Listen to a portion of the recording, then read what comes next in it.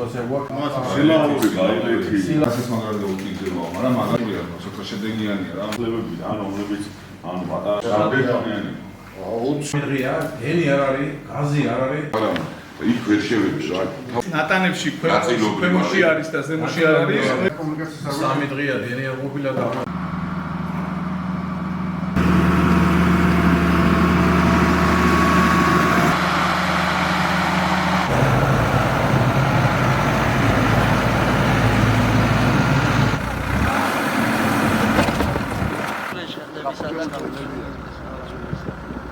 არა, კი, ცხოვრობ. ასე რომ სერიოზული პრობლემები ჯერჯერობით არ აქვს. ჩაკო მაგრად და გამოჩენის საშუალებაც აქვს და ყველა გარისმე გამოვიდა. ჩოხატაურის მუნიციპალიტეტში ინტენსიურად მიმდინარეობს გაწმენდითი სამუშაოები, როგორც დაბაში, ასევე სოფლებში იწმინდება ცენტრალური გზები და ცენტრალური გზების გაწმენდის შემდეგ გადავალთ შიდა საუბნო გზებზე. რამოდენიმე სოფელს არ მიეწოდება ელექტროენერგია, ენერგოპროჯგუფები სხვადასხვა ლოკაციაზე აქტიურად მუშაობენ, რათა უმოკლეს ვადებში მოხდეს ელექტროენერგიის აღდგენა. რაც შეეხება წყალმომარაგებას და ბუნებრივ აირს, უწყვეტად მიეწოდება ყველა ოჯახს. არის სოფლები, მაგალითად ჩოჩხათის ადმინისტრაციული ერთეული სრულად და მაღლის ადმინისტრაციული ერთეული სრულად, სადაც ელექტროენერგია უკვე მე-4 თუ მე-5 დღე აღარ მიეწოდება. შესაბამისად ამ სოფლებშიც არის გზის გაუვალი მდგომარეობა.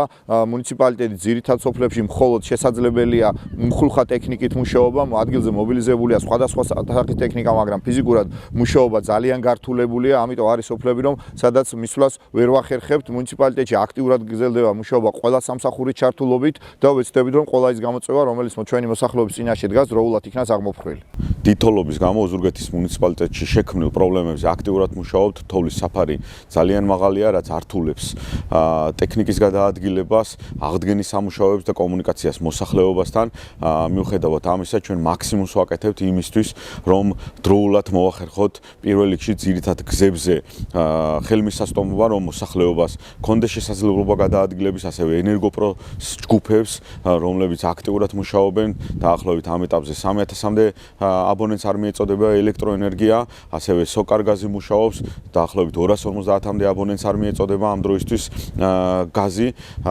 ჩართულია ყველა სამსახური. მე მინდა უთხრა ჩვენ მოსახლეობას, რომ მიუხედავად იმისა, რომ შემდგომი 2 დღის განმავლობაში ამინდის პროგნოზში ისევ გვაჩვენებს, რომ უხვინალექვია მოსალოდნელი, მინდა უთხრა, რომ მაქსიმუმს გავაკეთებთ იმისთვის, რომ დროულად აღვადგინოთ მოძრაობა და ხელმისაწვდომობა ყველა იმ სერვისზე, რომელიც ჩვენს მოსახლეობას ჭირდება. მინდა მადლობა გადაუხადო საქართველოს მთავრობას, შინაგან საქმეთა სამინისტროს, ინფრასტრუქტურის სამინისტროს, ჯანდაცვის სამსახურებს ჩართულობისთვის და ესეთი ოპერატიული რეაგირებისთვის.